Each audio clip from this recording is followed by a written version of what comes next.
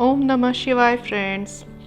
एक बार महाराज पुरंजय ने राजसूय यज्ञ का आयोजन किया।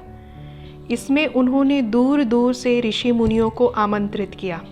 प्रजा के सुख समृद्धि के उद्देश्य से आयोजित यज्ञ में विधि विधान से आहुतियां दी जाने लगी।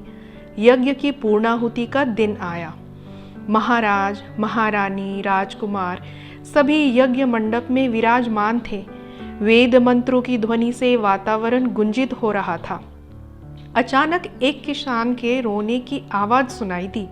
वह रोते हुए कह रहा था, दस्युओं ने मेरी संपत्ति लूट ली, मेरी गाय छीन कर ले गए। दस्यु अभी कुछ ही दूर गए होंगे। राजन, तुरंत कुछ कीजिए, मुझे मेरी संपत्ति वापस दिलवाइए। वह बुरी तरह रो रहा था। पंडितों ने कहा, इस व्यक्ति को दूर ले जाओ। यदि राजा इस पर दया करके पूर्णाहुति किए बिना उठ गए तो देवता कुपित हो उठेंगे।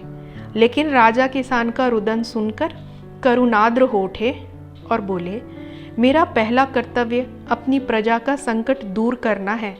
मैंने अनेक यज्ञ पूर्ण किए हैं। आज मैं पहली बार यज्ञ पूर्ण किए बिना अपने राज्य के किसान का संकट दूर करने जा रहा हूँ। उनके यह कहने पर साक्षात यज्ञ भगवान प्रकट हुए और बोले, राजन, तुम्हें कहीं जाने की आवश्यकता नहीं है। यह तुम्हारी परीक्षा थी कि तुम अपनी प्रजा के प्रति कर्तव्य का पालन करते हो या नहीं। अब आपको 100 राजसूय यज्ञों का फल मिलेगा। अर्थात हमारी पहली जिम्मेदारी हमारा अपना कर्तव्य है और हमें उसका पालन करना ही चाहिए। Thank you.